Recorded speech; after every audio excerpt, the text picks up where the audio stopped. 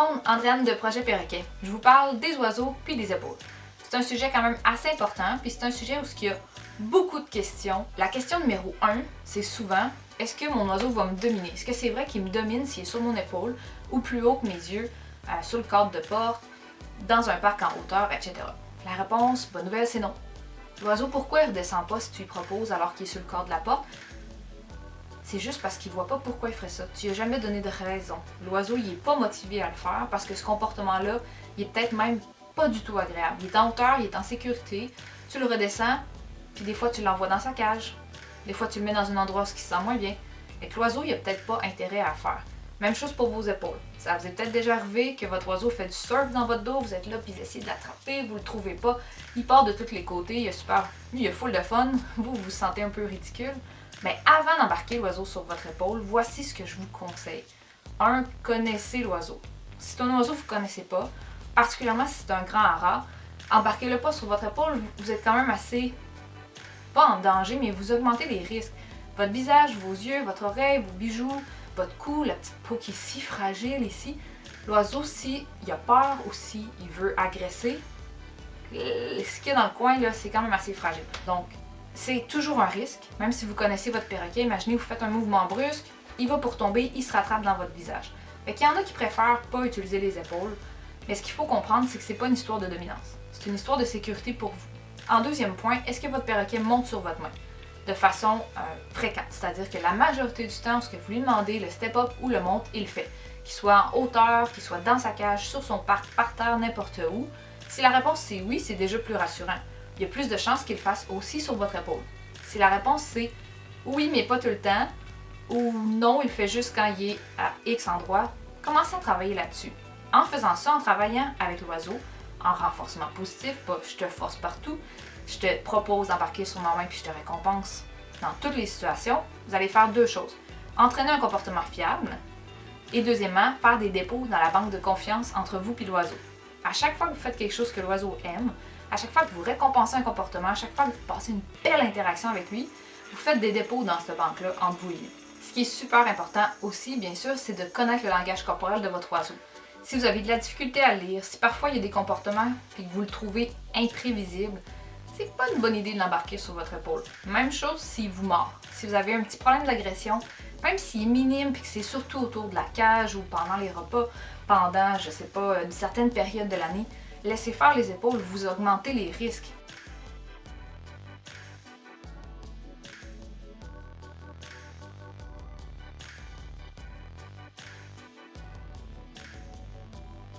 S'il descend de votre épaule, ça peut être deux raisons. Est-ce que votre oiseau il fait ça parce qu'il gagne quelque chose, vous lui donnez une raison, vous lui donnez quelque chose qu'il aime, ou il le fait pour éviter une situation qu'il trouve inconfortable, ou éviter un aversif.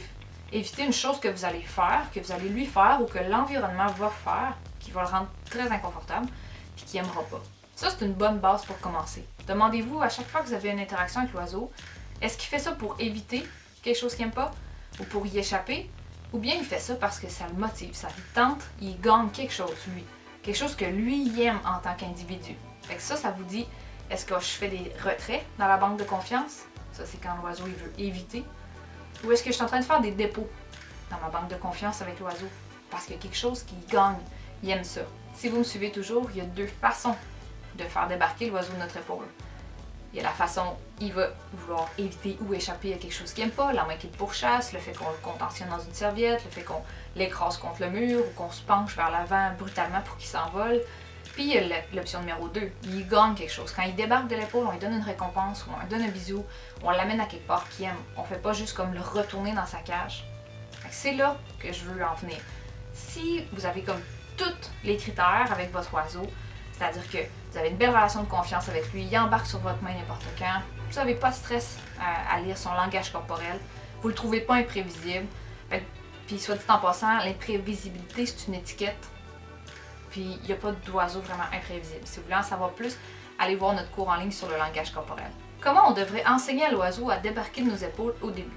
Si jamais, sans faire exprès, votre oiseau court sur votre épaule, puis là il y est, puis vous voulez le descendre parce que vous n'avez pas envie de vous battre avec lui. Proposez-lui la main super droite de façon à ce que ça soit facile, tout votre bras, puis mettez une récompense proche de la main. Au début, ça se peut qu'il soit super motivé, qu'il parte à course puis qu'il s'en vienne sur votre main. Peut-être aussi qu'il va hésiter. Proposez-lui une récompense à mi-chemin, puis donnez-lui. Puis après ça, vous en reproposez une autre un peu plus loin, un peu plus loin.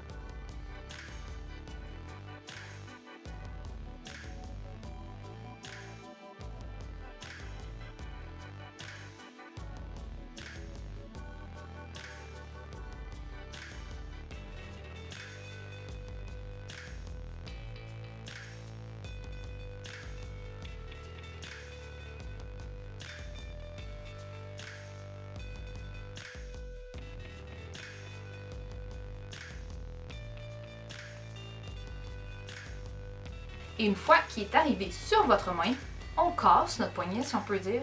Donc on va changer l'angle dans notre poignet de façon à ce que ça soit plus dur de retourner vers l'épaule. Ce que je vois parfois aussi, c'est on veut pas que l'oiseau embarque sur notre épaule, donc qu'est-ce qu'on fait? On éloigne l'oiseau le plus possible de l'épaule. Mais en faisant ça, on lui fait un chemin parfait vers notre épaule. Donc on met le bras directement à l'horizontale. C'est comme si on lui disait « Viens, regarde la route vers le paradis ». Mais je comprends le réflexe, je comprends le principe que vous voulez juste pas qu'il s'en vienne vers vous. Qu'est-ce que je dis? Ah oui, fait que si vous cassez votre poignet, ça peut être un peu plus dur pour lui d'y aller. Un oiseau qui vole, un oiseau qui est super acrobate, il va descendre le long de votre main puis retourner sur l'épaule. Donc une fois que vous l'avez sur votre main, récompensez-le puis posez-le quelque part. On veut y apprendre graduellement à passer plus de temps sur la main. Puis là, il y a des oiseaux qui n'aiment pas passer du temps sur la main. Puis il y a une des raisons qui peut expliquer ça, c'est relié à la façon qu'on leur a appris pour certains à embarquer sur la main. Il y en a qui ont utilisé, puis c'est pas de votre faute nécessairement si c'est ce qu'ils vous ont dit à l'animalerie, chez l'élevage, à la clinique, peu importe où ce que vous êtes allé, si vous ont dit pousse sur son ventre jusqu'à ce qu'il embarque, vous avez fait du renforcement négatif. Votre main est associée à quelque chose de pas trop le fun. Quand vous présentez votre main, vous pèsez sur son ventre de façon à ce que s'il embarque pas, il est comme déstabilisé. Là. Il n'y a pas le choix. S'il embarque pas, il va comme tomber à la renverse. Donc la main, à ce moment-là, souvent, c'est pas quelque chose que les oiseaux aiment. Ils finissent par embarquer, par contre, dès que tu présentes ta main, hop, il embarque comme un charme. Comme si tu l'avais fait en renforcement positif. Mais là, au lieu d'échapper à cette pression-là qu'il n'aime pas, il va l'éviter. Il voit ta main arriver, il embarque. Il n'a pas envie de se faire peser sur la bedaine. Mais à ce moment-là, il n'a peut-être pas envie de rester sur la main. Puis il peut rusher par les épaules. Les situations qui sont pas idéales, les situations où je veux vraiment pas conseiller aux gens d'avoir un oiseau sur l'épaule. Un oiseau que vous trouvez, comme on a dit, imprévisible, que vous avez de la misère à lire. Un oiseau qui s'excite au point de tomber un petit peu dans l'agression. Fait qu'il y a des oiseaux qui deviennent wouhou, tellement en feu que la morsure arrive très rapidement. Mauvaise idée. S'il se met à s'exciter sur votre épaule puis faire un party puis pogner en feu là, votre visage est très proche. Ça va être même peut-être difficile pour vous d'approcher la main sans vous faire mordre.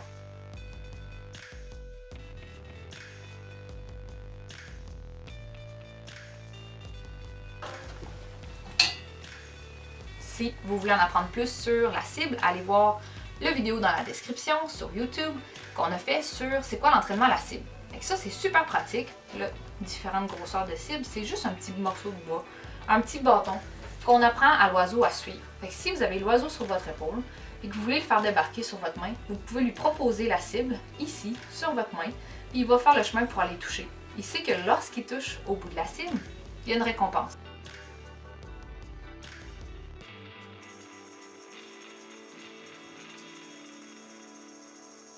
Petite affaire plus difficile pour lui de retourner sur l'épaule.